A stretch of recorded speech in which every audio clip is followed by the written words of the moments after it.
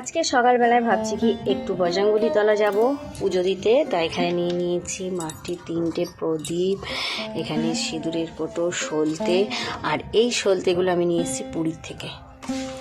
জগন্নাথ দেবের মন্দিরের ভেতরে যে সলতেগুলো মানে বিক্রি হয় সেখান থেকে আমি এই সলতেগুলো নিয়ে এসেছি।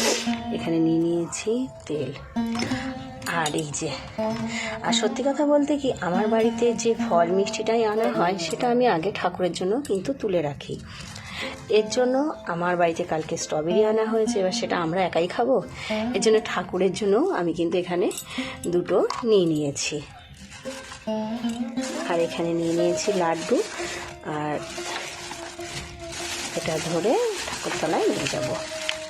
সকালবেলায় স্নান সেরে ঠাকুরের জিনিস রেডি করে বা নিজেও রেডি হয়ে বেরিয়ে পড়লাম আমাদের দক্ষিণাকালী মন্দিরের কাছে।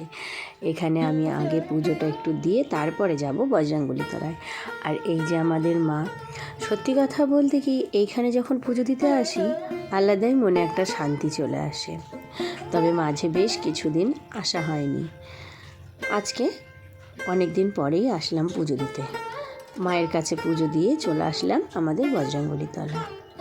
আগে এখানে তো প্রতিটা মঙ্গলবারই বেশ জাঁকজমক করেই পুজো হতো, সবাই মিলে অনেক আনন্দ করে হতো। কিন্তু এখন যেন দিনের পর দিন সব একা একা হয়ে যায় না, সেরকম একটা ব্যাপার।